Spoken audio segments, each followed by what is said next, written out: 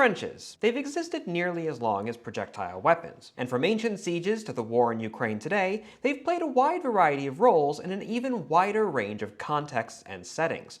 Yet one example of their use stands preeminent. The First World War, and specifically its Western Front, is regularly regarded as the zenith, even the genesis, of what we call trench warfare. Well, in this video, I want to discuss those two terms. Was the Great War really the first trench war? Was it the height of trench-based fighting?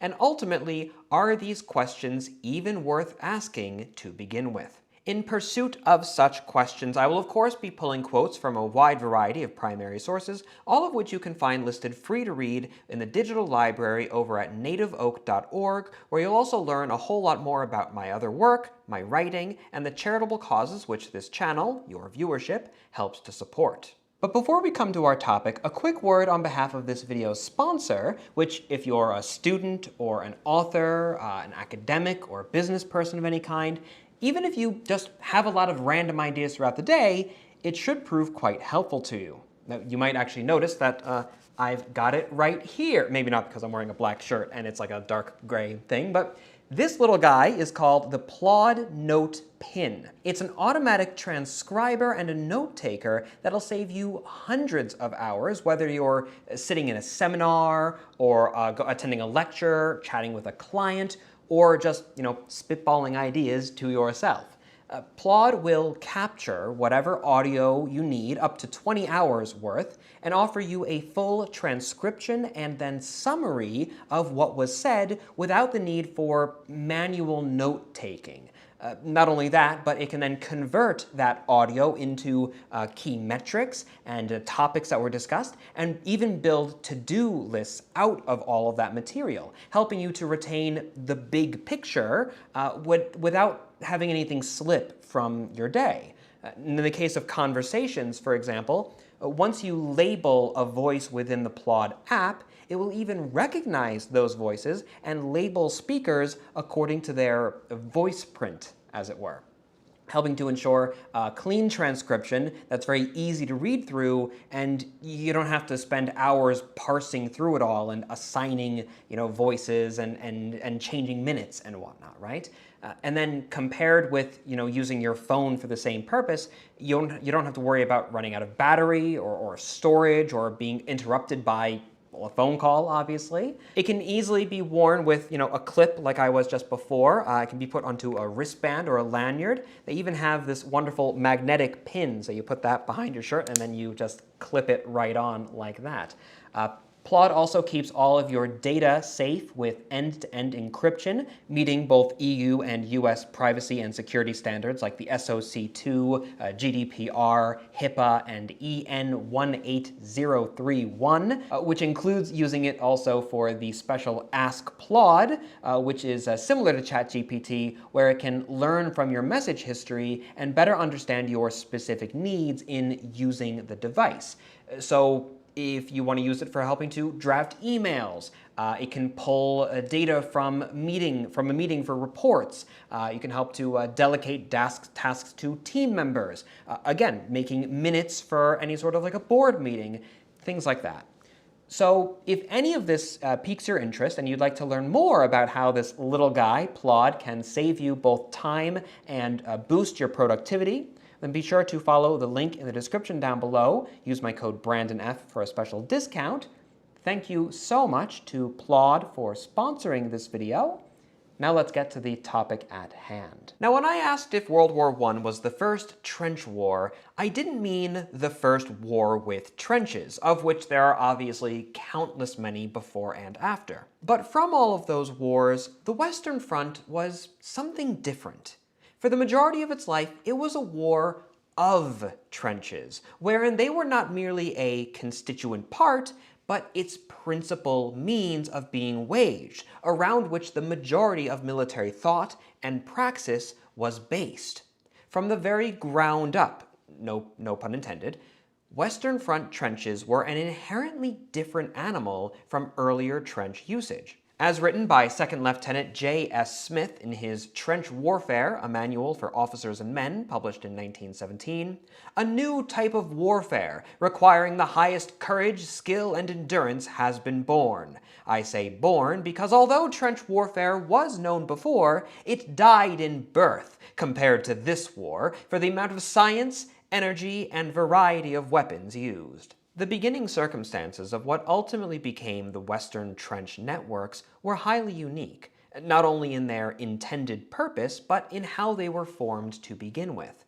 Smith describes how the initial German push set the Allied armies almost immediately on the back foot, and in such circumstances, the British Army was little able to rely on their experiences, including in trench usage, from the Second Boer War, for example. The men retired day by day, he writes, hardly staying in one place long enough to dig themselves in. In prior conflicts, trench networks were typically pre-planned by individual armies for specific, singular purposes. After all, in open, mobile warfare, there was little reason to employ at least advanced fortifications unless you could guarantee that the enemy would run up against them.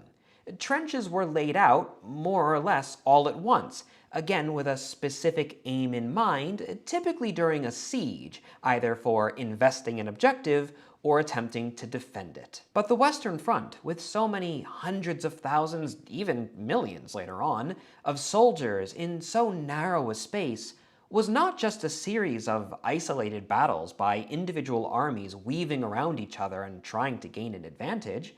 Soon after the war began, the Western Front effectively became one massive siege operation, with entire nation-states in lieu of castles.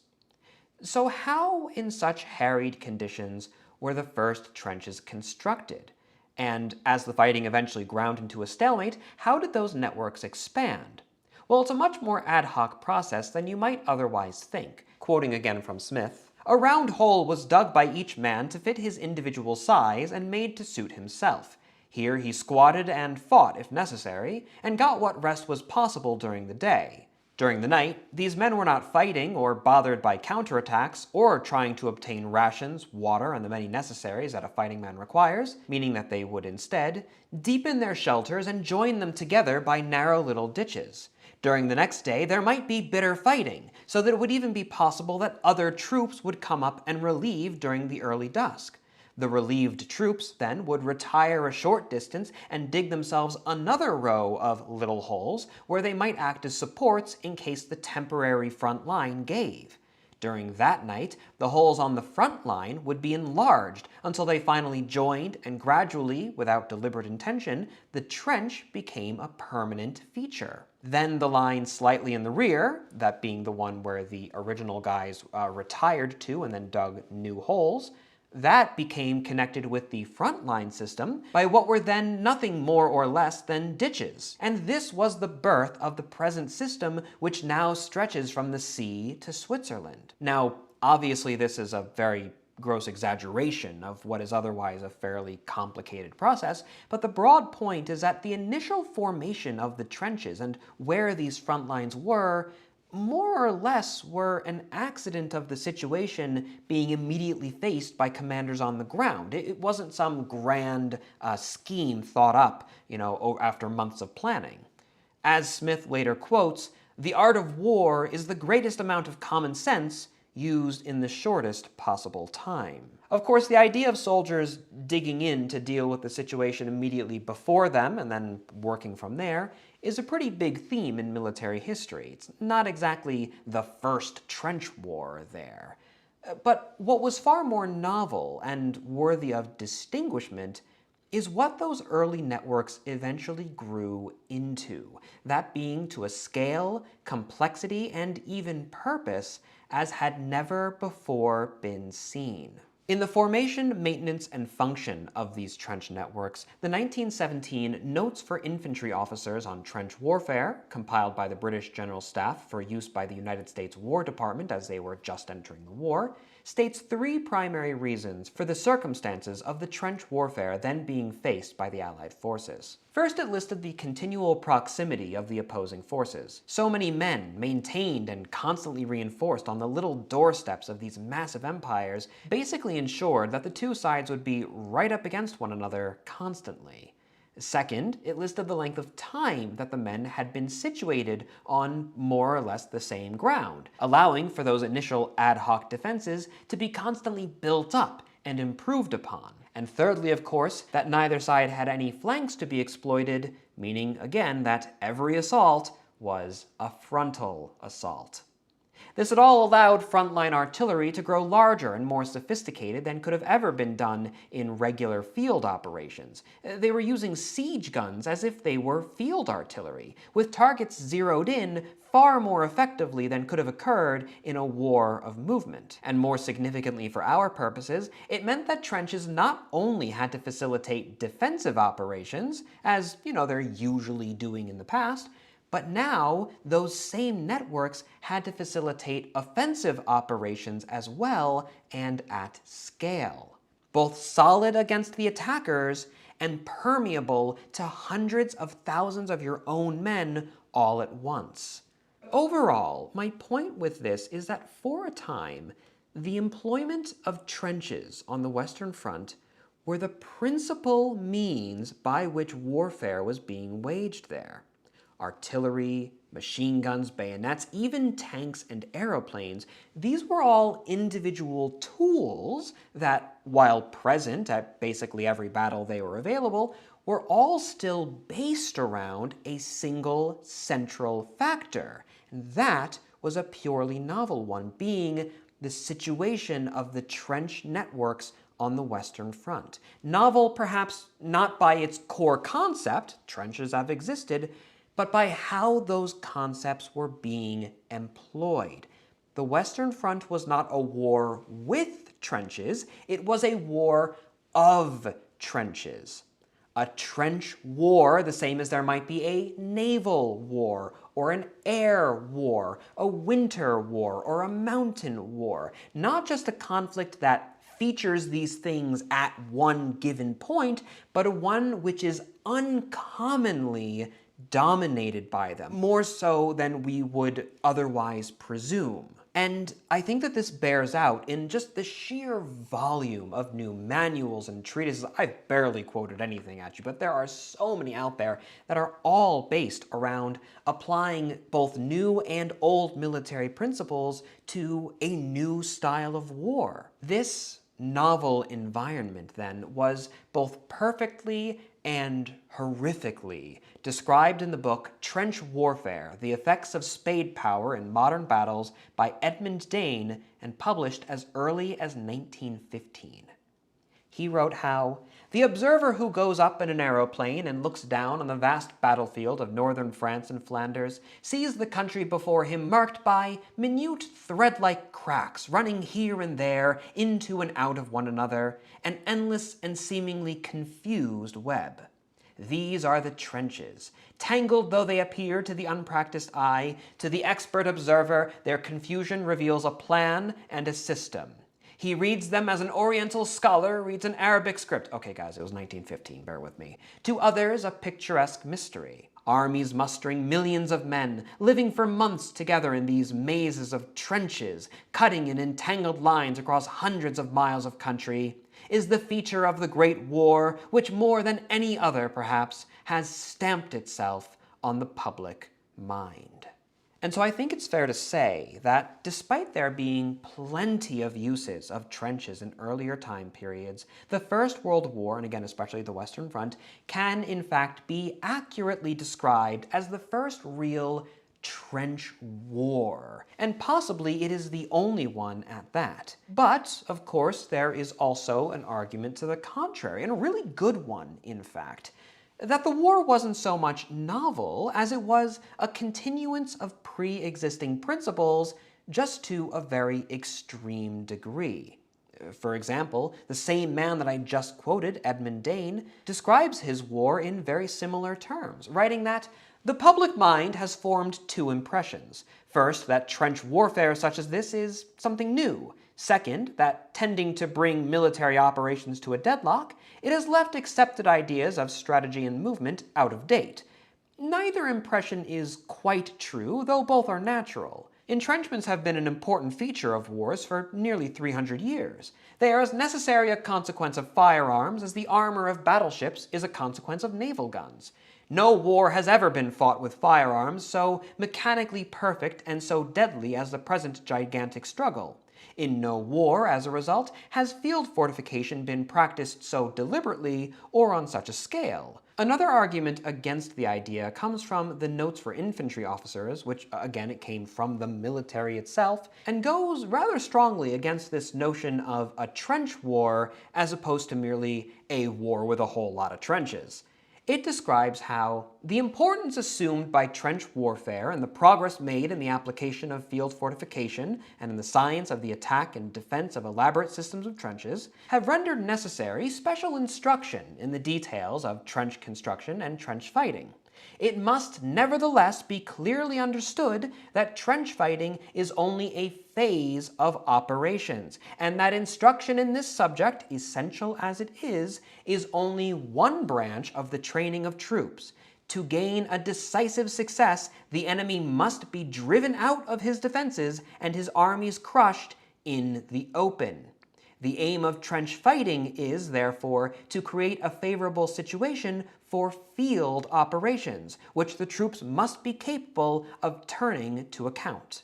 So again, as to the question of whether the First World War was really a fully novel form of conflict, a trench war, it's open to interpretation. It depends on how exactly we define all of these constituent terms. And, ultimately, as with most things, the answer probably lies somewhere in the middle. I think that we do still have to ask ourselves, does the way that we use these kinds of terminology even really matter? And well, I think that this topic runs up against a very similar video I made ages ago, titled, "You Need to Stop Comparing Everything to Blitzkrieg," where I decried people, comparing every little thing to German doctrine in the Second World War, from infiltration tactics to the Napoleonic column of attack, owing merely to very broad, surface-level similarities. And I think that we can say much the same thing here. Sometimes it feels like every time a soldier somewhere digs a hole in the ground, people will just rush out of the woodwork to compare it to the First World War. And there are all sorts of conflicts out there that people just can't seem to help but obsess over just how much of a precursor it was to the Great War. For the Brits, it's the Second Boer War. For the Americans, the Civil War. Heck, I've even seen comparisons with the Battle of Alesia in 52 BC. Yes, there are similarities to be found with these conflicts, and such comparisons, they can be helpful to introduce new topics to people, but they can also go way too far and work to remove entire time periods from their own context, relegating them instead to merely being the shadow of a different time period. And in that oversimplification, it starts to look like every iteration of a trench throughout all of history was really just a lesser version of what was perfected in the Great War. But in the end, all of military technology and doctrine is, much like a soldier digging a foxhole, intended to meet the specific set of circumstances that sit directly before it. It isn't necessarily wholesale applicable to any other setting. Now, different contexts can inspire one another, but they are still unique unto themselves, and need to be understood on their own terms just as much as how they relate to other terms. The trenches at Vicksburg have similarities to the First World War, absolutely, and narratively, they feel rather ominous for that reason. But they're also extraordinarily different. They were employed in a different physical environment by armies of very different capabilities, and of course for vastly different purposes as well. To put things even more clearly, even Caesar had a use for trenches at Alesia, but if you brought him a section of trench from the Somme, it would have been completely useless to him, even if he recognized what it was at all. There are, yes, very broad principles that are similar within each system, but after a while, those similarities get so broad as to effectively be meaningless. So in the end, what do you think?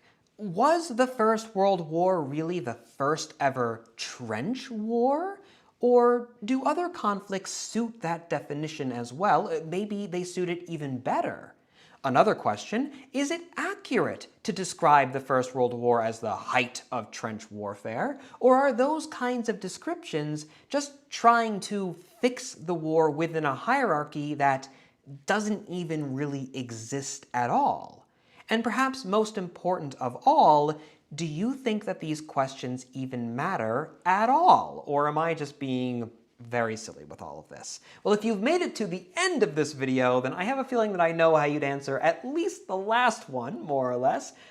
But in any case, if you made it all the way here, I hope that you found the topic interesting and maybe it made you think a little bit more about how we describe things in military history and the First World War's very unique place within it.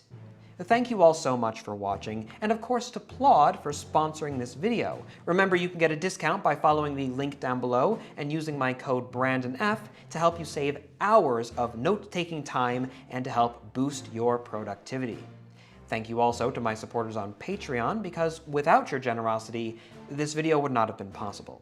And until the next time, my dear viewer, I am and I shall remain your most humble and obedient of servants.